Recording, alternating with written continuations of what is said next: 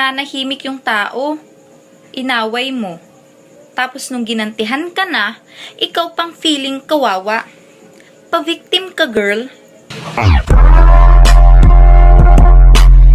Oo, simple lang ako at malabo mong magdipuhan. Kaya okay nang kahit sa FB mo lang mapusuan. Kasi di na mapigilan ng sariling mapaibig sa iyo. Ano ba to? Gusto ka laging nakikita ng mga dalawang mata ko. Baling sa'yo. Oh, tingin-tingin mo dyan. Gusto mo? Lo, asa ka. Walis ka nga. Kairita, papasok ba si ma'am? May PE ba ngayon? Zumba na naman. Kairita, sino may pulbo dyan? Wala. Sir, masakit po yung tiyan ko. Kumain ako ng fishbowl na isaw-saw sa babara ng sando. Po, totoo nga po. Po, salamat, master. Oo na. Crush kita. Pero dati yun.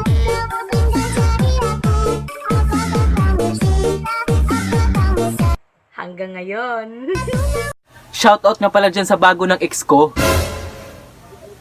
Huwag masyadong pakasaya ha. Magiging ex ka rin.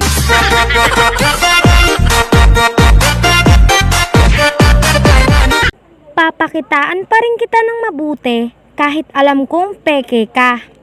Hindi yan pakitang tao o kaplastikan. Respeto yan.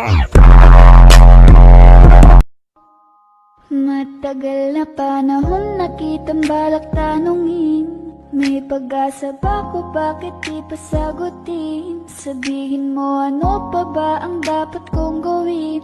Bukod sa araw-araw kitang dapat mahalin. So wait, 난 속으로 나 다 알고 있잖아. 결국에는 선을 넘게 될 거라는 걸. I want it